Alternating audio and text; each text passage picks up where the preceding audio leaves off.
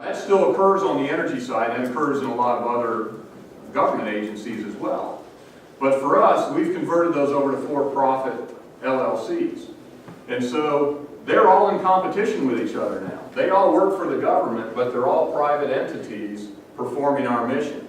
And so, they're competimates in competition. They're competitors and teammates, and they'll cooperate as long as it doesn't ruin their competitive advantage.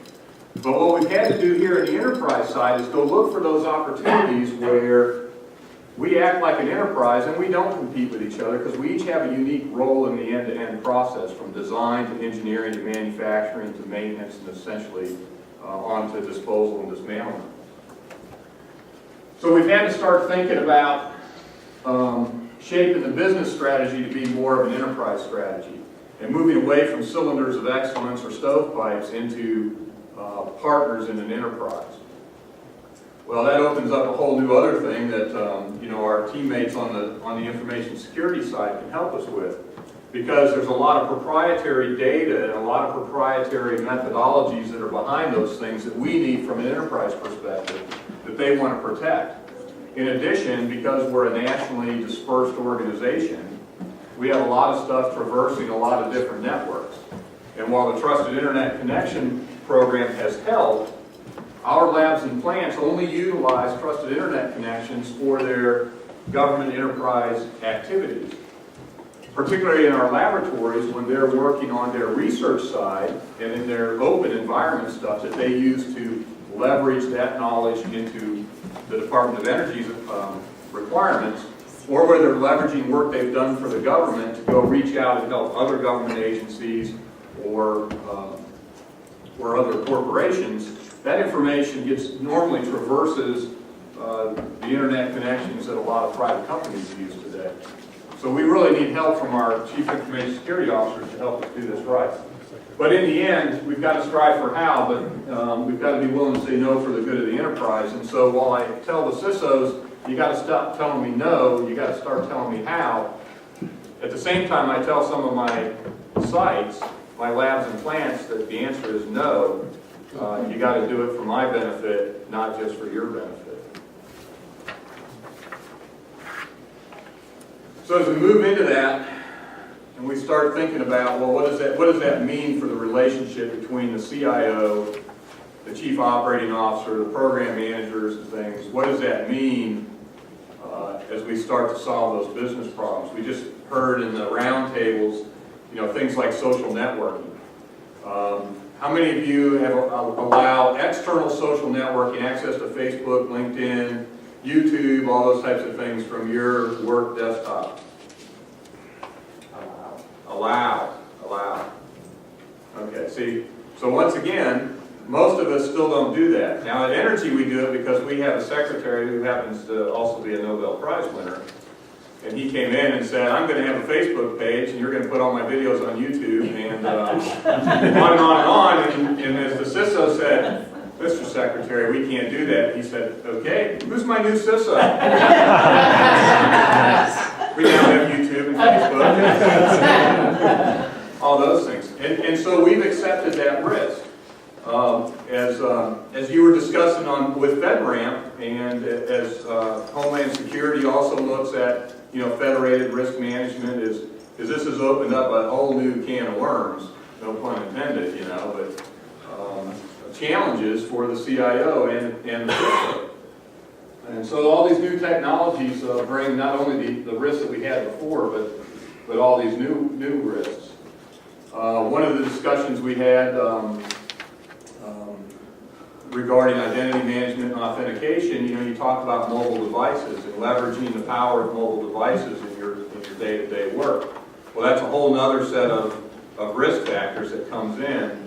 And now, with our new younger workforce, as us old folks get out of the way, they're always on, no matter where they are. And for those of us that work in classified environments, for a large part, telling them they can't bring their iPhone, their BlackBerry, their iPad, and all that other stuff in, we lose a lot of talent, and it really requires a new partnership between the technologists and the security experts, along with the business owners, to figure out how do we get through this.